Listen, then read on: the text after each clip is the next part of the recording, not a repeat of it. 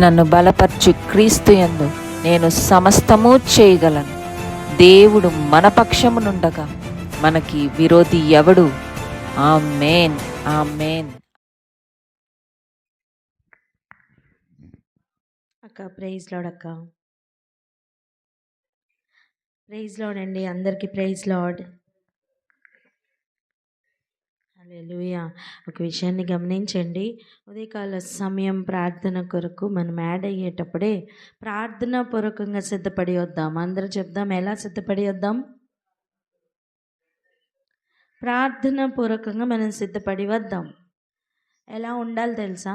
మూడు ఎప్పుడవుతుందా అని ఎదురు చూసేవారిగా ఉండాలి. చెప్పండి.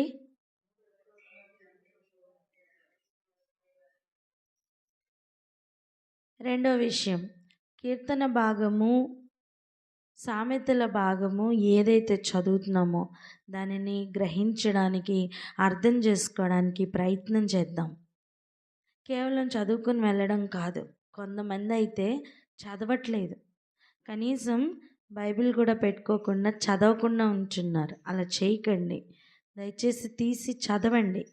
అవకాశం లేనివారు సరే, అవకాశం ఉన్నవారైనా చదవండి. ట్రావెలింగ్లో ఉన్నారు, అవ్వట్లేదు, మొబైల్ తీసి చూడడానికి అవకాశం ఉంది కదా కనీసం. అలా మన గురించిన ఆలోచన చెప్పు, లేదా ఆ దినం నాకు కావలసిన వాక్య భాగమే మనకి ప్రభు ఇస్తున్నారు. ఫర్ ఎగ్జాంపుల్ చూడండి, ఈరోజు చదువుకున్న 103వ కీర్తన ఉంది కదా, రండి అక్కడికి వెళ్దాం. 14వ వచనం, 15వ వచనం ఒకసారి చదువుకుందాం. చూడండి, మనం నిర్మింపబడిన రీతి ఆయనకు తెలిసేయున్నది, మనము మంటివారమని ఆయన జ్ఞాపకం చేసుకొంచున్నారు. నరుని ఆయువు గడ్డి వలె ఉన్నది, అడవి పువ్వు పూయినట్లు వాడు పూయును. అంటే ఏంటి? మన దినములు ఎంతో ఆయనకి తెలుసు, మనం ఎంత బలహీనులమో ఆయనకి తెలుసు, మనం ఎలా నిర్మింపబడ్డామో ఆయనకి తెలుసు, మన బలాబలాలు కూడా ఆయనకి తెలుసు. చాలాసార్లు మనం ఒప్పుకోం, మనం గడ్డి అని మనం ఒప్పుకోం. మనకి చాలా బలం ఉన్నట్టుగా మనం ఫీల్ అవుతూ ఉంటాం. ఏదైనా చెప్పినా వెంటనే మనం ఒప్పుకునే స్థితిలోకి రాం. ప్రభు ఎందుకు దాన్ని జ్ఞాపకం చేసుకుంటున్నారు? ఆయనకి తెలియదని జ్ఞాపకం చేస్తున్నారా? కాదు, మనకి తెలియాలని జ్ఞాపకం చేస్తున్నారు. మనకేమని తెలియాలండి? మనకేమని తెలియాలి తెలుసా? మనం గడ్డి వంటి వారమని తెలియాలి. చెప్పండి, నేను గడ్డి లాంటిదాన్ని అని చెప్పాలి. నేను గడ్డి వంటి వాడని. ప్రతి ఒక్కరూ తనని తాకి, తన చేతిని, తన గుండెని తాకి చెప్పండి, నేను గడ్డి లాంటిదాన్ని అని. ఎందుకు తెలుసా? దేవుడు సెలవిచ్చిన మాట ఒకసారి మనం చదువుదాం. యెషయా గ్రంథం 40వ అధ్యాయానికి వెళ్దాం రండి. యెషయా గ్రంథం 40వ అధ్యాయం 1వ వచనం, మీ దేవుడు సెలవిచ్చిన మాట ఏదనగా. ఏంటంట ఆ మాట? మొత్తం చదువుకుని వస్తే 6వ వచనం, 7వ వచనం చూడండి. ఆలకించుడి, ప్రకటించుమని ఒకడు ఆజ్ఞ ఇచ్చుచున్నాడు, నేనేమని ప్రకటింతునని మరి ఒకడు అడుగుచున్నాడు. ప్రకటించమని ఆజ్ఞ ఇస్తున్నవారు ఎవరు?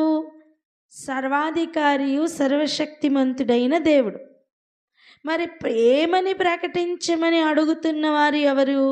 ఆ ప్రకటనలు పొందుకొని భూమి మీదకి మరలా ప్రకటించువారు అడుగుతున్నారు. ఏమని చెప్పాలట? సర్వశరీరులు గడ్డి అయి ఉన్నారు, వారి అందమంతయు అడవి పువ్వు వలె ఉన్నది. యెహోవా తన శ్వాసము దాని మీద ఊదగా గడ్డి ఎండును, పువ్వు వాడును. నిశ్చయముగా జనులు గడ్డి వంటి వారే. ఎందుకు ప్రభు ఇంతగా అంటే మనల్ని గడ్డి అని తిడుతున్నారా? లేదా మనల్ని గడ్డి అని నువ్వు ఆఫ్టర్ ఆల్ అని చెప్తున్నారా? కాదు, మన స్థితి ఏంటో మనల్ని తెలుసుకోమని చెప్తున్నారు. ఎందుకు తెలుసా? మట్టిలో కూడా మహిమైశ్వర్యాన్ని దాచారు దేవుడు. ఆమెన్. మన మట్టి వంటి వారమే, మనం గడ్డిని పోలిన వారమే. కానీ మనం బలవంతులుగా ఎప్పుడు మారుతాం తెలుసా? ఆయన మనలో నివసించినప్పుడు ఈ గడ్డిలో ఆయన బలం వినియోగించాలని. ఆమేన్. నువ్వు ఎప్పుడైనా ఒక గడ్డింట్లో వెళ్ళి ఉండడానికి ఇష్టపడతావు నాన్న? చెప్పండి.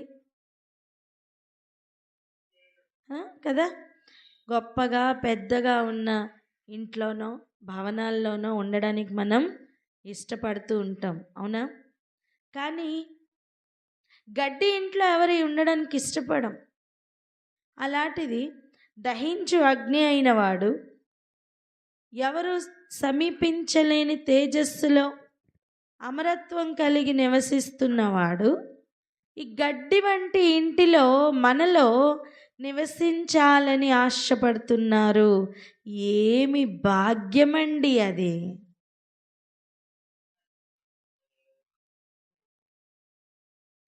అక్కడ చూడండి 8వ వచనం, గడ్డి ఎండిపోను, దాని పువ్వు వాడిపోను, మన దేవుని వాక్యం నిత్యము నిలుచును. ఏంటి?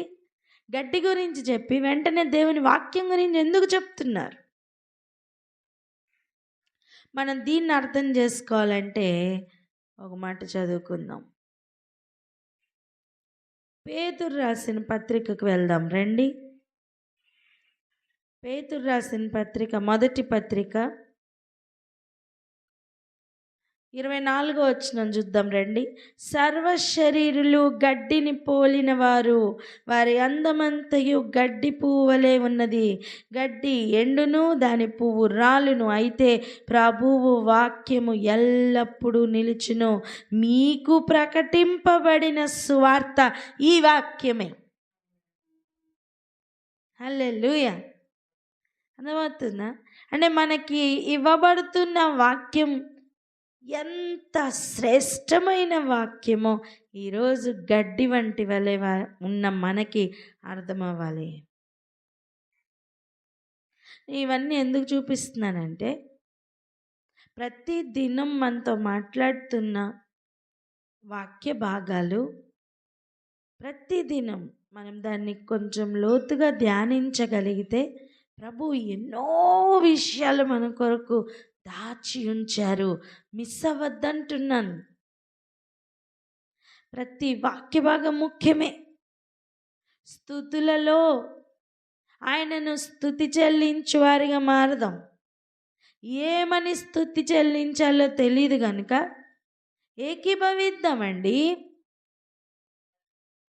మొదటి నుండి లేదో ప్రార్థనలు చేస్తారులే, మనం పడుకుందాం అని కూర్చున్నారా?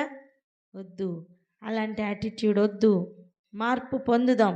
చెప్పండి పక్కవారితో, మార్పు పొందుదామని. మీ పక్కన ఎవరు లేరు అనుకోవద్దు. మొబైల్లో మీ పక్కన ఇటు అటు బోల్డ్ మంది ఉన్నారా? వారితో చెప్పండి, మార్పు పొందుదామని చెప్పండి. మీరు అనుకుంటున్నారా ఇవి మనకేం వినిపిస్తాయిలే, ఏం మాట్లాడతాంలే అనుకుంటున్నారా? లేదు, మీరు పలుకుతున్న ఒక్కొక్క పదంలోనూ ఒక శక్తి వ్యాపిస్తుంది. ప్రభు మనకి 2018 ఆ కాలంలోనే ప్రభు చెప్పారు. ఏమని తెలుసా? ఒక యూదుని చెంగు పట్టుకుని 10 మంది వస్తారని. అప్పటికి వాట్సాప్ కాల్లో ఇన్ని కాల్స్ లేవు, అప్పటికి జూమ్ మీటింగ్స్ ఇన్ని లేవు.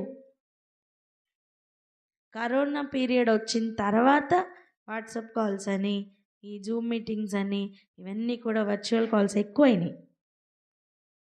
కానీ ఇవేవి రాకముందే ఎప్పుడో రాయించిన వాక్యం మనలో నెరవేరుతూ ఉండింది. ఆమె నేను చెప్పరా? ఆ వాక్య భాగాలు రిసీవ్ చేసుకుంటున్నప్పుడు అవి ఎలా ఉండబోతున్నాయని మనకు తెలీదు. నమ్మాం, ఈరోజు వాటిని చూస్తున్నాం.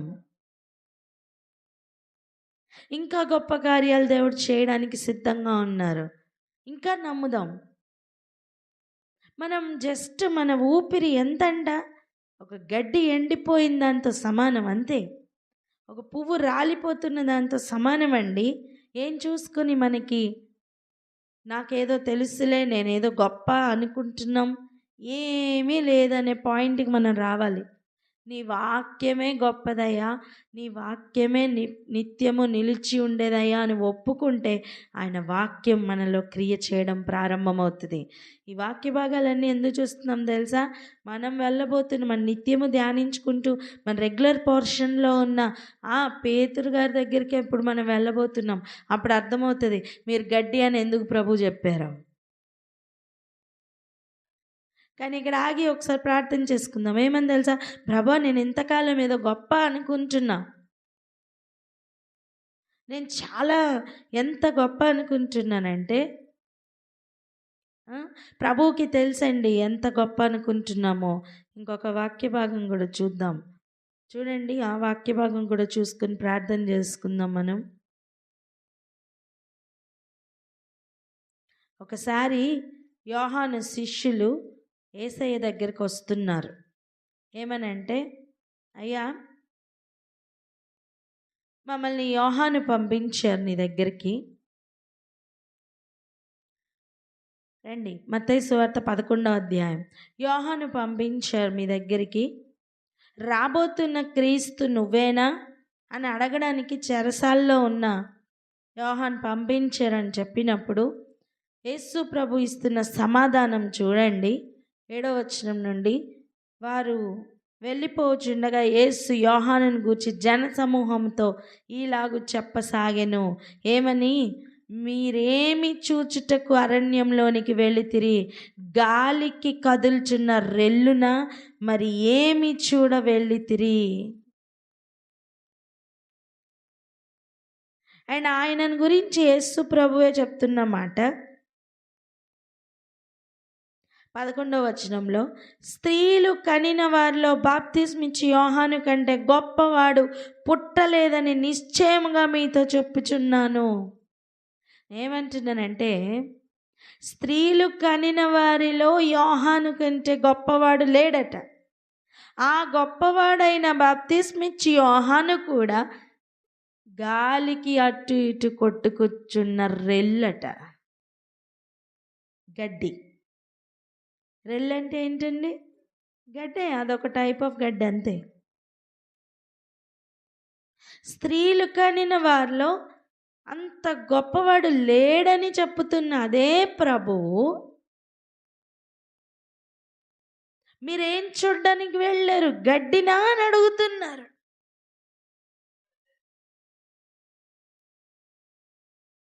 అసలు గొప్పవాడైన యోహానే గడ్డితో సమానం అంటే నువ్వు నేను ఏ పార్టీ వారు?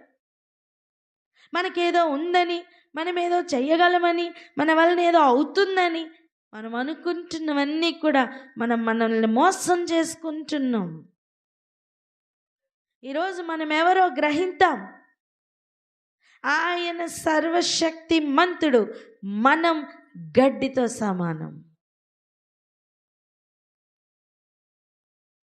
అటువంటి ఆయన మనలో నివసించాలనుకుంటున్నారంటే అది ఆయన గొప్పతనం తప్ప మనదేమీ లేదు.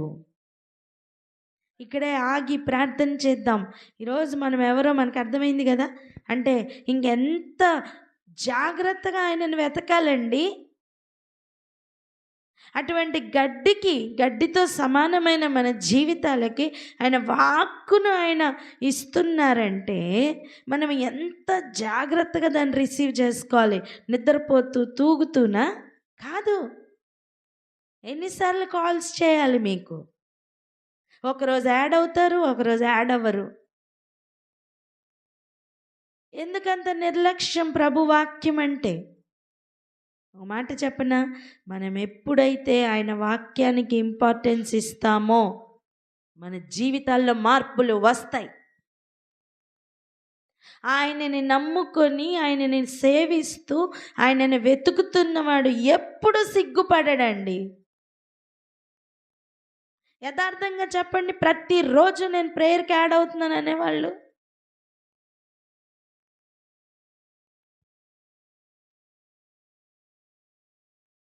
ఏదో ఒక వంక, ఏదో ఒక సాకు. ఒక్కసారి ఆలోచించండి. అసలు ఆఫ్టర్ ఆల్ గడ్డి అయిన మనలో ఆయన నివసించడానికి వాక్యమైన యేసయ్య సిద్ధంగా ఉంటే ఆయన రిసీవ్ చేసుకోవడానికి పెందల కడిన లేవలేమా మనం? చెప్పండి అమ్మా.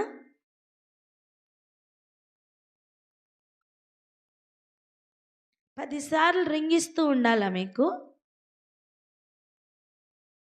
మీరు అనుకుంటున్నారా ఎప్పుడు దొరుకుతుందిలే, ఏం పర్వాలేదులే, ఇప్పుడు కాకపోతే యూట్యూబ్లో ఉంటుందిలే, టెలిగ్రామ్లో ఉంటుందిలే, విందాంలే అనుకుంటున్నారా? వాక్యం దొరకని కాలంలోకి అడుగులు పెడుతున్నాం మనం. తెలుసా? రాబోతున్న కాలం ఎంత గడ్డు కాలమో తెలుసా? ఆల్రెడీ సత్యవాక్యం వక్రీకరింపబడి ఏది సత్యమో ఏది అసత్యమో తెలియని కాలంలోకి ఆల్రెడీ ఎంటర్ అయ్యాం.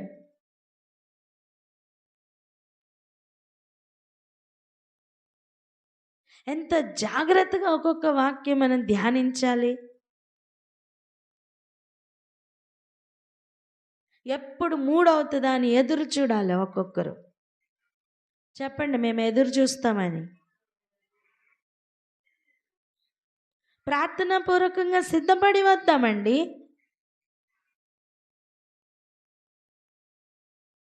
మ్యూట్ తీసి చెప్పండి అన్నప్పుడు చెప్పడానికి సిద్ధంగా ఉండాలి. మ్యూట్లో ఉండండి అన్నప్పుడు ఉండడానికి సిద్ధంగా ఉండాలి. యుద్ధానికి వెళ్ళేటప్పుడు ఎవరైనా ఆయుధం లేకుండా వెళ్తామా? యుద్ధానికి వెళ్ళేటప్పుడు ఆయుధం లేకుండా ఎలా వెళ్తాం? పరీక్షకు వెళ్ళేటప్పుడు పెన్ను లేకుండా ఎలా వెళ్తాం?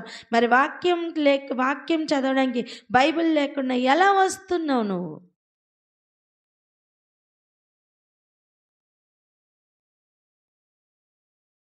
ముఖ్యంగా మనం ఎవరో అనుకుని ఫీల్ అవుతున్నాం కదా, ఆ ఫీలింగ్ ఫస్ట్ తీసి పక్కకు పెడదాం. మనం ఎవరు? గడ్డి. చెప్పండి. వాక్యం చెప్తున్న సత్యం, అవునా? మనం ఎవరు? గడ్డి. ఇటువంటి గడ్డితో సమానమే. అయితే నన్ను గడ్డి అంటున్నారా మీరు? అంటారేమో. స్త్రీలు కనిన వారిలో గొప్పవాడైన యోహానును కూడా యేసు ప్రభువారు నువ్వు గడ్డి అన్నారు. రెల్లుతో సమానం చేసి మాట్లాడారు. అర్థమైందా? అప్పుడు మనం ఏ పార్టీ వారమండి? గడ్డి. మన అందమంతా ఏ పాటిది? అడవి పువ్వు లాంటిది. చెప్పండి. గడ్డి పువ్వు, అడవి పువ్వు లాంటిది, అంతే. నిత్యము నిలుచు వాక్యమే గొప్పవాడు. ఆయన కంటే గొప్పది ఇంకేం లేదు. నువ్వు దేవాలయంతో సమానం చేస్తావా ఆయనని? దానికంటే గొప్పవారు. నువ్వు మనుషులతో సమానం చేస్తావా ఆయనని? ఆయన కంటే గొప్పవారు. మోషేతో సమానం చేస్తావా? ఆయన కంటే గొప్ప. అబ్రహాంతో సమానం చేస్తావా? ఆయన కంటే గొప్ప. ఇవన్నీ ఎవరు చెప్పారు? యేసు ప్రభు వారే చెప్పారు స్వయంగా. ఎందుకు? ఆయనకి ఏంటండి ఆ పరిస్థితి? నేను గొప్పవాడిని అని చెప్పుకోవాల్సిన పరిస్థితి ఏంటి? ఆయనకి ఇవ్వాల్సిన మహిమను మనం ఇవ్వట్లా, ఆయనకి ఇవ్వాల్సిన పొజిషన్ మనం ఇవ్వట్లా. ఆ స్థాయికి దేవుడు తీసుకొచ్చేంతగా వద్దు, మనమే ముందు వచ్చేద్దాం. ముందే మనం ఒప్పుకుందాం, ముందే మనం గ్రహిద్దాం. ఇక్కడే ఆగి ఒకసారి ప్రార్థన చేద్దాం. ఎవరైనా ప్రార్థన అందుకొని అందరం ఏకీభవిద్దాం.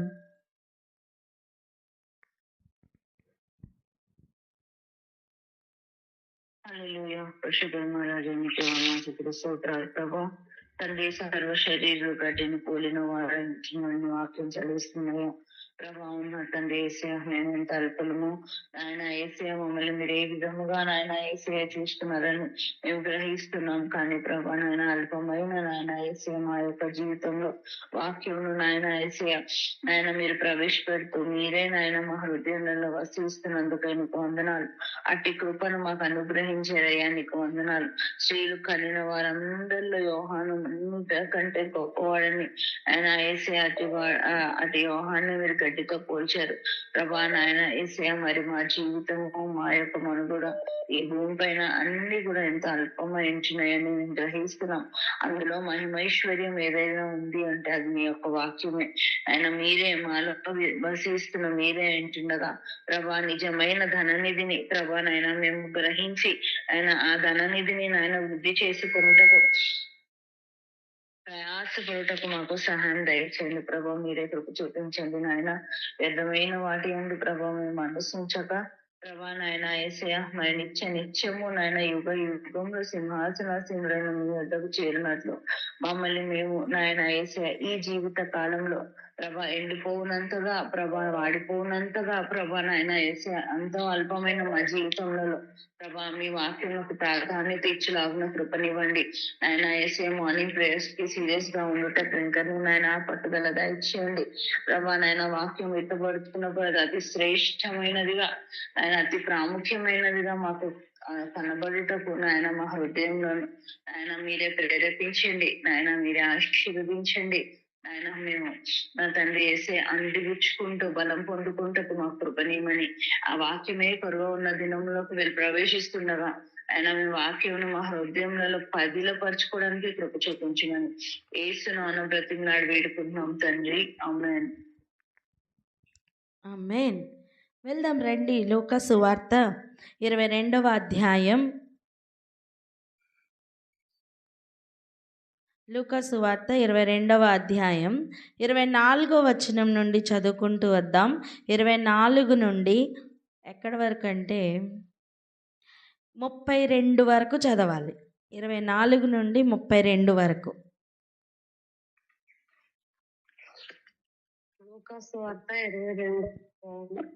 24వ వచనం నుండి, తమలో ఎవడు గొప్పవాడుగా ఎంచబడునో అని వివాదము వారిలో పుట్టగా ఆయన వారితో ఇట్లనెను, అన్య జనములలో రాజులు వారి మీద ప్రభుత్వం చేయుదురు, వారి మీద అధికారం చేయవారు ఉపకారులు అనబడుదురు. మీరైతే అలాగూ ఉండరాదు. మీలో గొప్పవాడు చిన్నవాని వలెను, అధిపతి పరిచారకుని వలెను ఉండవలెను. గొప్పవాడెవడు? భోజన పంక్తిని కూర్చుండువాడా, పరిచర్య చేయువాడా? పంక్తిని కూర్చుండువాడే కదా. ఆయనను నేను మీ మధ్య పరిచర్య చేయి వాని వలె ఉన్నాను. నా శోధనలోను నాతో కూడా నిలిచి ఉన్నవారు మీరే గనుక నా తండ్రి నాకు రాజ్యమును నియమించినట్టుగా నా రాజ్యంలో నా బల్ల యొద్ద అన్నపానములు పుచ్చుకుని సింహాసనముల మీద కూర్చుండి ఇశ్రాయేలు 12 గోత్రముల వారికి మీరు తీర్పు తీర్చుటకై నేనును మీకు రాజ్యం నియమించుచున్నాను. సీమోను, సీమోను, ఇదిగో సాతాను మిమ్మల్ని పట్టి గోధుమ వల్లే జల్లించుటకు మిమ్మల్ని కోరుకునేది గాని మీ నమ్మిక తప్పిపోకుండానట్లు నేను నీ కొరకు వేడుకుంటుంది. నీ మనసు తిరిగిన తర్వాత నీ సహోదరులను స్థిరపరచమని చెప్పాను. అయితే అతడు, ప్రభువా, నీతో కూడా చెరలోనికి మరణమునకును వెళ్ళుటకు సిద్ధముగా ఉన్నానని ఆయనతో అనగా ఆయన, పేతురు, నీవు నన్ను ఎరుగనని ముమ్మారు చెప్పు వరకు నేడు కోడి కోయదని నీతో చెప్పుచున్నానెను. స్తోత్రం. ఇక్కడ ఏమైనా మనకి సంబంధం అర్థమవుతుందా? మొదట ఏమని వివాదం వారి మధ్యలో వచ్చిందట? మనలో లేదా తమలో ఎవరు గొప్పవాడు అని ఎంచబడతాడో అని ఒక వివాదం వచ్చిందట. ఎలా అంటే నేను గొప్ప అన్న మాట అన్నా కావచ్చు, లేదా నువ్వే గొప్ప లేదా తనే గొప్ప అన్న మాట అయినా కావచ్చు. మనం చాలాసార్లు మనం ఏదో అనుకున్నంత వరకు ఈ వివాదాలు తప్పవు. ఈ వివాదాలు పోయేంత వరకు ఆయన వాక్యం మనలో ప్రతిఫలింపచేయదు. ఆయన వాక్యం మనలో ఫలించదండి. స్త్రీలు కనిన వారందరిలోని ఎవరు గొప్ప? బాప్తిస్మిచ్చిన యోహాను. చెప్పండి ఎవరు? సో ఇప్పుడు తమలో ఎవరు గొప్పవాడు అనే పాయింట్ కంటే గొప్పవాడు ఎవరు? బాప్తిస్మం ఇచ్చిన యోహాను.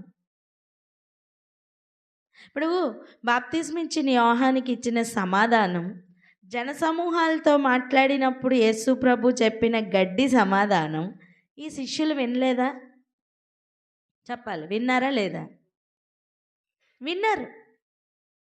అప్పుడే అర్థం అవ్వాలి కదా, ఆయనే ఒక రెల్లుతో సమానమైతే, ఆ బాప్తిస్మం ఇచ్చిన యోహానే గడ్డితో సమానమైతే, మనం ఏ పాటి వారం అన్న పాయింట్ వరకు ఆ రోజే అర్థం అవ్వాలి కదా, అవునా కదా?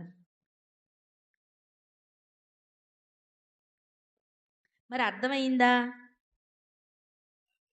అర్థం కాలా. ఒకవేళ నిజంగా గ్రహించి ఉంటే గనుక ఈ వివాదం వారి మధ్యలో వచ్చేది కాదు.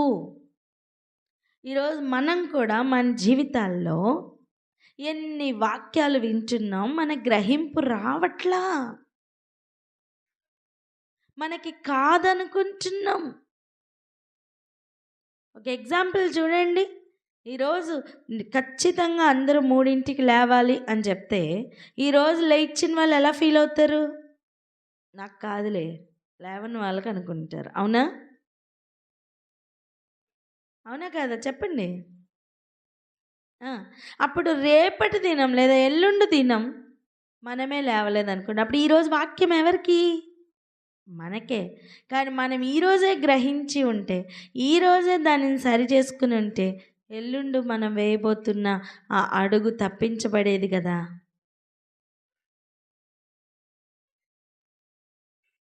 అలా ప్రతి దినము మనకి ఇస్తున్న వాక్యమును మనం రిసీవ్ చేసుకోవడానికి మనం ఎటువంటి మనసుతో మనం ఆయన సన్నిధికి రావాలంటే, అయ్యా నేను గడ్డితో సమానం, నిన్ననే నేను వాడిపోవలసిన వాడిని. గడ్డి ఉదయం వచ్చి పువ్వు వెంటనే సాయంత్రానికి వాడిపోతుంది. అలాంటిది ఇదిగో ప్రభా, ఈరోజు మరలా నూతన దినం నాకు ఇచ్చావు. ఈరోజు ఇచ్చిన ఈ దినం నీ వాక్యము నాలో ఫలింపచేయి ప్రభా అని ఒక కృతజ్ఞత పూర్వకమైన ఒక గొప్ప స్తుతి చెల్లించుకుంటూ ఆయన సన్నిధిలోనికి రావాలంటే నువ్వు 3 ఎప్పుడవుతుందా అని ఎదురు చూడవా?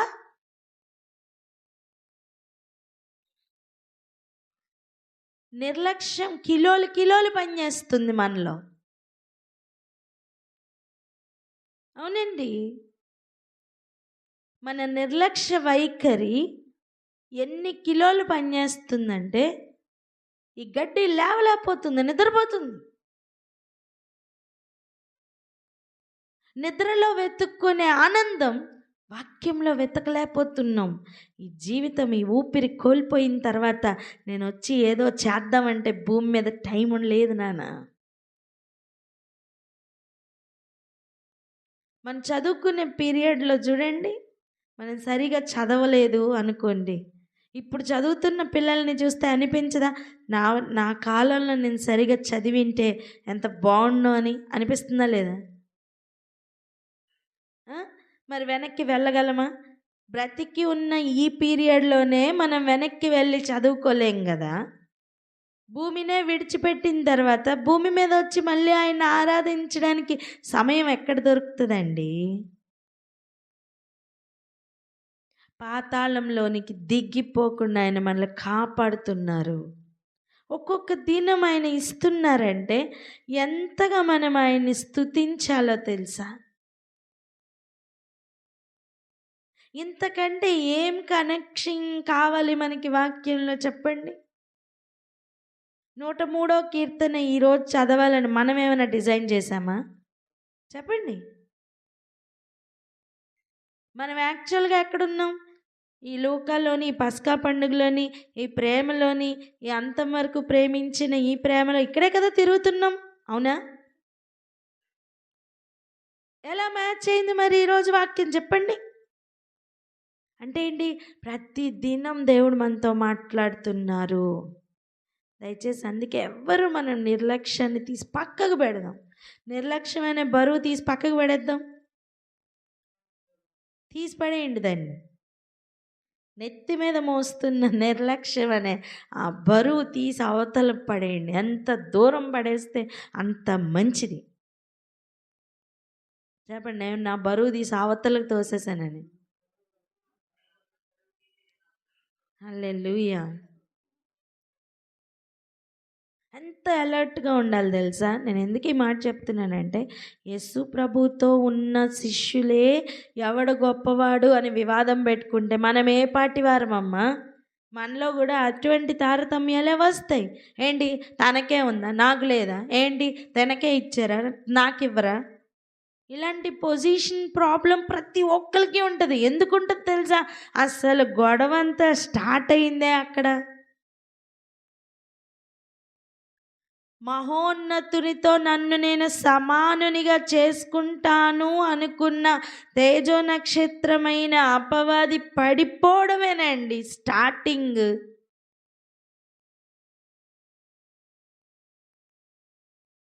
పొజిషన్ వెతుక్కోవడం స్టార్ట్ అయిందే అపవాదిలో.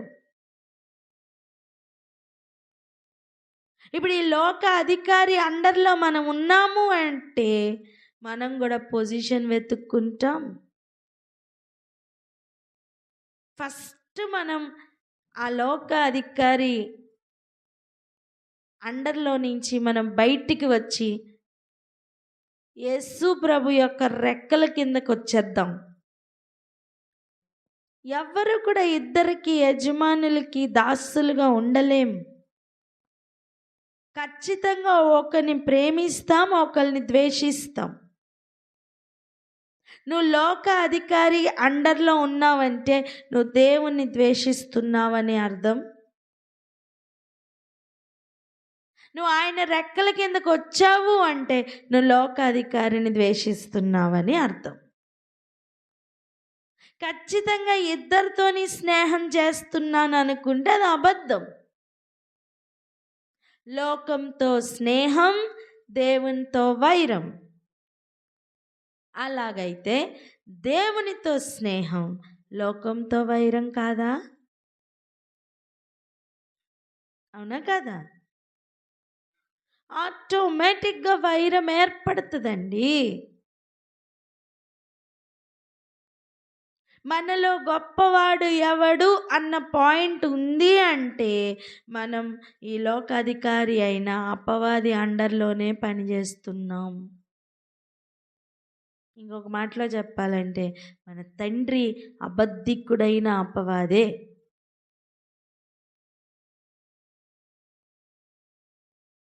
అసలు నేను గడ్డి ప్రభువా, నాకు ఇంకేమీ వద్దు, నువ్వు ఉంటే చాలు అన్న పాయింట్కి మనం వచ్చామా? మన తండ్రి ఎవరప్పుడు?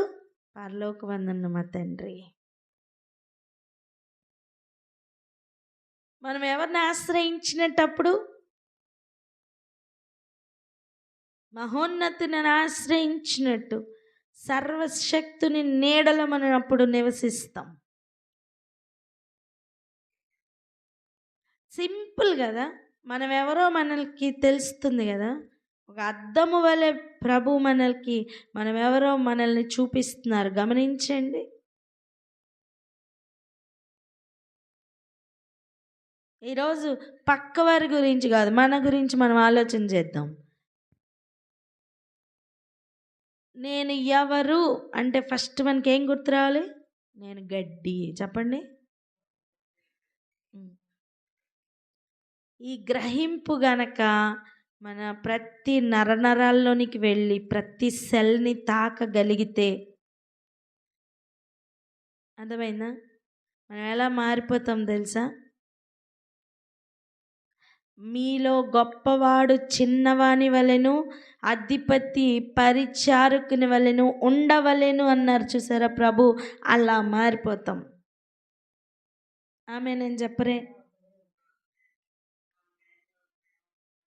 ఎందుకంటే ఈ వివాదం పుట్టిన తర్వాత పేతురు గారిలో వచ్చిన మార్పు లేదా పేతురు గారిలో ఉన్న విషయాలను ప్రభు బయటికి తీసి చెప్తున్నారు. చూడండి, అక్కడ ప్రభువా నీతో కూడా అంటే 33వ వచనం చూడండి. ప్రభువా, నీతో కూడా చెరలోనికి మరణంనకును వెళ్ళుటకు సిద్ధముగా ఉన్నానని ఆయనతో అనగా. యేసు ప్రభు మురిసిపోయారనుకుంటున్నారా? మురిసిపోలేదండి. అబ్బా ఇలా అన్నాడు అనే మురిసిపోలా. ఆయన ఏమంటున్నారో తెలుసా? పేతురు, నీవు నన్నెరుగనని ముమ్మారు చెప్పు వరకు నేడు కోడి కూయదని నీతో చెప్పుచున్నాను. ఎప్పుడూ కాదయ్యా, ఈరోజే నేను ఎవరో తెలియదని 3 సార్లు చెప్పబోతున్నావు. ఇప్పుడే ఏమన్నావు? నేను నీతో పాటు చెరలోనికి వస్తా, నీతో పాటు చచ్చిపోతా. మనం కూడా ఎన్నో వాగ్దానాలు ఇస్తాం కదా. వాగ్దానం ఇచ్చిన మరుక్షణం మన బుద్ధి బయటేస్తూ ఉంటాం. ఎంతమందికి అర్థమవుతుంది? తీర్మానం తీసుకున్న మరుక్షణం దానిలో నుంచి తొలగిపోతూ ఉంటున్నాం. ఈ పరిస్థితుల్లో మనలో మార్పు రావాలి. ఇంకొక యాంగిల్లో కూడా చూద్దాం రండి. ఇంకొక 270 degreesలో చూద్దాం రండి. యోహాను సువార్త 13వ అధ్యాయం 36వ వచనం చూడండి. సీమోను పేతురు, ప్రభువా, నీవెక్కడికి వెళ్ళుచున్నావని ఆయనను అడుగగా, యేసు, నేను వెళ్ళుచున్న చోటికి నీవిప్పుడు నా వెంట రాలేవు గాని తరువాత వచ్చేదవని అతనితో చెప్పెను. అందుకు పేతురు 37, ప్రభువా, నేనెందుకు ఇప్పుడు నీ వెంట రాలేను? నీ కొరకు నా ప్రాణము పెట్టుదును అని ఆయనతో చెప్పగా. 38, యేసు, నా కొరకు నీ ప్రాణం పెడతావా? ఆయనను ఎరుగనని నీవు ముమ్మారు చెప్పకముందు కోడి కూయదని నీతో నిశ్చయముగా చెప్పుచున్నాను. నేను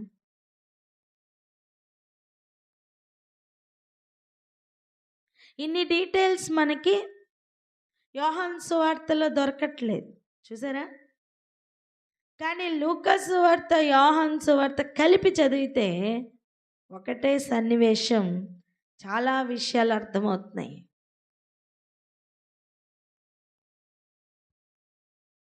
మీరు చూస్తున్నారా? చూస్తుంటే చూస్తున్నానని చెప్పండి. ఆమేన్. ఆయన చూస్తున్నారా? ఏమంటున్నారు? నువ్వు ఎక్కడికి వెళ్తావు ప్రభువా? ఎందుకు? ఆయన ఆల్రెడీ చెప్తున్నారు, నేను వెళ్ళబోతున్నాను, కొంతకాలం మీతో ఉంటాను అని చెప్తున్నాను. 31 నుంచి చూడండి. వాడు వెళ్ళిన తర్వాత యేసు ఇట్లా, నేను ఇప్పుడు మనిషి కుమారుడు మహింపరచబడి ఉన్నాడు, దేవుడును ఆయన యందు మహింపరచబడి ఉన్నాడు. దేవుడు ఆయన యందు మహింపరచబడిన ఎడల దేవుడు తన యందు ఆయనను మహిమపరచును, వెంటనే ఆయనను మహింపరచును అని చెప్పి, పిల్లలారా, ఇంకా కొంతకాలం మీతో కూడా ఉందును, మీరు నన్ను వెతుకుదురు, నేను ఎక్కడికి వెళ్ళుదునో అక్కడికి మీరు రాలేరని నేను యూదులతో చెప్పిన ప్రకారం ఇప్పుడు మీతోనూ చెప్పుచున్నాను. మీరు ఒకరినొకరు ప్రేమింపవలనని మీకు కొత్త ఆజ్ఞ ఇచ్చుచున్నాను.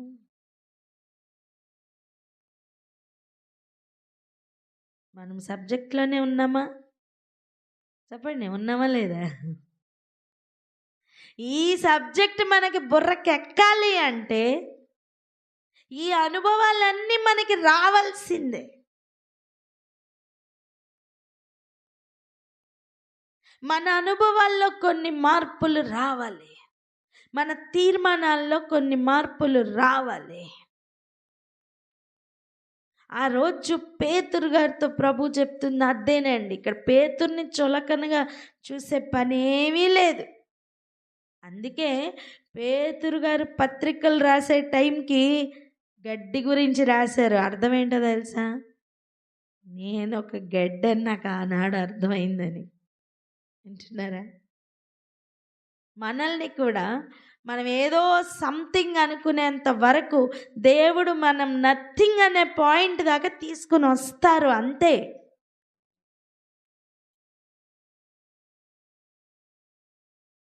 ఆ తర్వాత ఆయన మనలో ఎవ్రీథింగ్ అయి మారుతారు.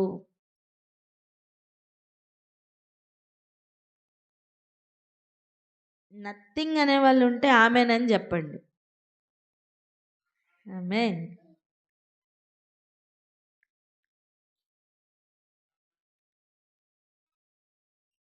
ప్లీజ్ అందుకే గ్రహిద్దాం. ఈ సన్నివేశం నుంచి మనం ఈరోజు ఏం నేర్చుకోవాలి అంటే ఒక్కటే విషయం నేర్చుకోవాలి. మనం ఎటువంటి వారమో ప్రభుకి తెలుసు. మనం మట్టితో సమానమని, మట్టి వంటి వారమని, మట్టి నుండే తీయబడ్డామని ఆయనకి తెలుసు.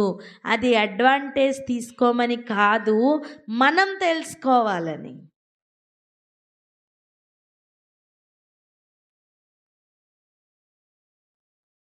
ఒక గడ్డి ఇంటిలో మనమే ఉండడానికి ఇష్టపడమే, అలాంటిది గడ్డి వంటి వారమైన మనలో ఆయన నివసించాలని వస్తున్నారంటే ఎంత కృతజ్ఞతతో ఆయనను మనం రిసీవ్ చేసుకోవాలంటే ఉన్నదంతా ఏమీ లేదయ్యా, నాకు అసలు ఏమీ లేదయ్యా, నువ్వు నాలోనికి రావడానికి నేను పాత్రుడనే కాదయ్యా, వాక్యం కొరకు అసలు వాక్యం నిత్యము నిలచు వాక్యము గడ్డిలోనికి వచ్చి ఉంటాను అంటుంటే ఆ గడ్డి ఫీలింగ్ ఎలా ఉండాలో తెలుసా? ఎగ్జాక్ట్గా గడ్డి ఇల్లు వాడు ప్రధానమంత్రి వస్తుంటే ఎలా ఫీల్ అవుతాడో అలా ఫీల్ అవ్వాలి.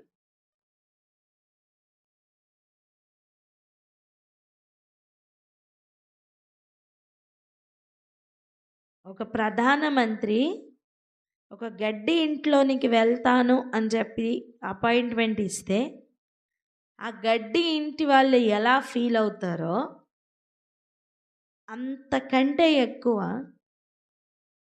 వాక్యం కొరకు మనం ఫీల్ అవ్వాలి.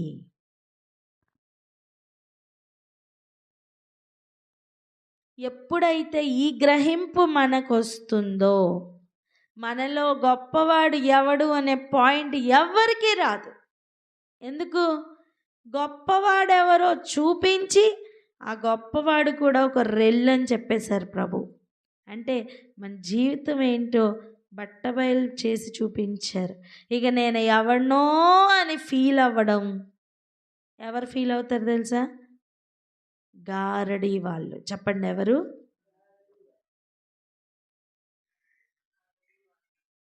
సత్యం తెలిసిన వారు ఎవరు కూడా నేను ఎవరినో అని గొప్పగా ఫీల్ అవ్వరండి, అవ్వలేరు. చూడండి ఒక మాట, అపోస్తల కార్యాలు 8వ అధ్యాయం 9వ వచనం చదవరా దయచేసి. కార్యాలు 8వ అధ్యాయం 9వ వచనం. అపోస్తల కార్యాలు 8వ అధ్యాయం 9వ వచనం.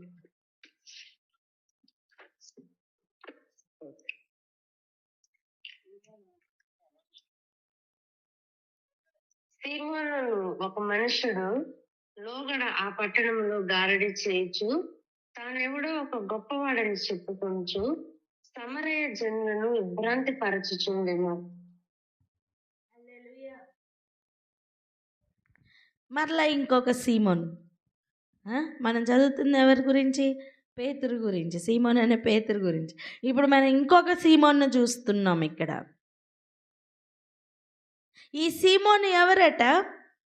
తానెవడో ఒక గొప్పవాడని చెప్పుకుంటూ సమరయ జనులను విభ్రాంతి పరుస్తున్నాడట. అమ్మో ఎంత గొప్పవాడో అనిపిస్తున్న ఫీలింగ్ తెప్పిస్తున్నాడట. ఇంతకీ ఈడెవడంట? లోగడ ఆ పట్టణంలో గారడి చేయువాడట. అర్థమైందా? సో నేను ఎవరో ఒక గొప్పగా వాడిని అని ఫీల్ అవుతున్నవాడు ఎవడండి? గారడి చేయవాడు. వింటున్నారా? సో మేమెవరో గొప్ప వాళ్ళం అని చెప్పి ఫీల్ అవుతున్న వాళ్ళందరూ ఎవరు చెప్పండి? గారడీ వాళ్ళు. చెప్పండి చెప్పండి, గారడీ వాళ్ళు. చాలా కఠినంగా ఉంది కదా వాక్యం, కానీ ఇదే సత్యం. స్త్రీలు కనిన వారిలో గొప్పవాడు గడ్డితో సమానం అని చెప్తే ప్రభు, ఇప్పుడు సమరయ ప్రాంతంలో ఉన్న వాళ్ళందరినీ కూడా విభ్రాంతి పరచగలిగిన వాడు ఎవడు? గారడివాడు. ఇప్పుడు సత్యం మనల్ని స్వతంత్రుల్ని చేస్తుంది. ఈ స్వాతంత్రం మనం అనుభవించాలి. ఈరోజు మనకు అర్థమైపోయింది లోకంలో ఎవడు గొప్పవాడు లేడని. అవునా? ప్రతి ఒక్కరు గడ్డితో సమానమని అర్థమైపోయింది. ఇప్పుడు ఎవరైనా వచ్చి నేను చాలా గొప్పవాడిని యాక్షన్ చేస్తే మీకు గుర్తుపట్టాలి. అడెవడు? చెప్పాలి. గారడివాడు. గడ్డి గారడివాడు. గారడివాడు. అర్థమైందా? ఇప్పుడు మనమే కనుక ఆ యాక్షన్ చేస్తే మనం కూడా గారడి వాళ్ళమే. కానీ ఈరోజు మనం ఎవరో మనం తెలుసుకుందాం. మనం ఎవరు? గడ్డి. మనం ఎవరండి? గడ్డి. ప్రభు సన్నిధిలో నిజంగా మనం గడ్డని ఒప్పుకోవాల్సిందే. మనం ఎవరో గొప్పోళ్ళం అని ట్రై చేసామనుకోండి, మనం గడ్డి అని నిరూపించేంత వరకు దేవుళ్ళు లాగుతారు.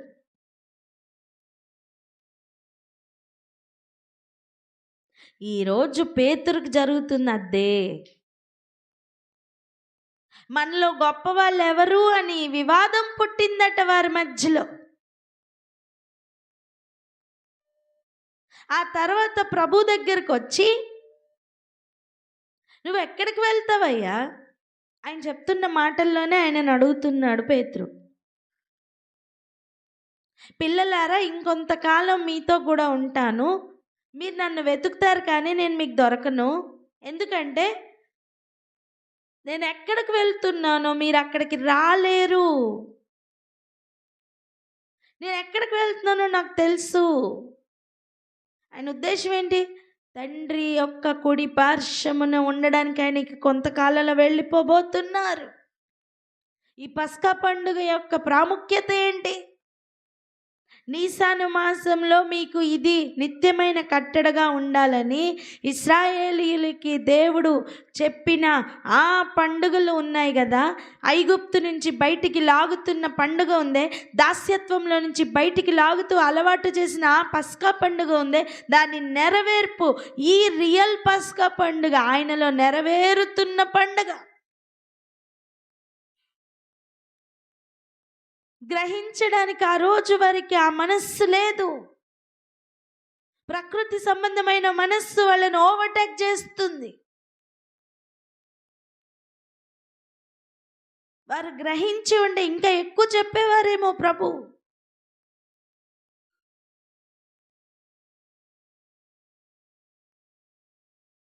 ఇంకా ఎక్కువ మాట్లాడి ఉండేవారేమో.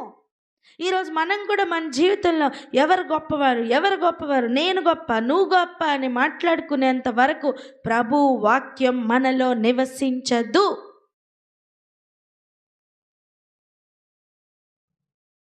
ప్రార్థన పూర్వకంగా సిద్ధపడండి. మనం రానున్న కాలంలో ఒక 2-3 monthsలో మనం కాన్ఫరెన్స్లోనికి వెళ్ళబోతున్నాం. కాన్ఫరెన్స్ ప్లాన్ చేస్తున్నాం. అందరూ కుటుంబాలతో కలవబోతున్నాం. అప్పుడు మన సబ్జెక్ట్ ఆల్రెడీ ప్రభు ఇచ్చారు. ఏంటి తెలుసా? మన పొజిషన్ సీకింగ్ మనసంతా కూడా మొత్తం ఎలా అంటే డిస్మాండిల్ అయిపోవాలి. ప్రతి ఒక్కరు ప్రభు కొరకు బ్రతకాలి. అలా మనలో ఒక మార్పు రాబోతుంది. ఆమేన్ చెప్పండి.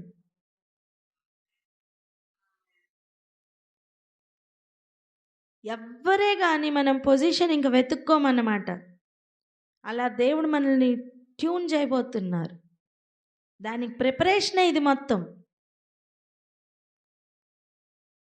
ఒక కాన్ఫరెన్స్ పెట్టాలని, దానిలో ఇలా పొజిషన్స్ గురించి మాట్లాడాలి, పొజిషన్స్ గురించి ప్రభు ఎన్నో విషయాలు నేర్పించాలని ఇప్పుడు కాదు, 4-5 months బ్యాకే ఇచ్చారు ఆ సబ్జెక్ట్.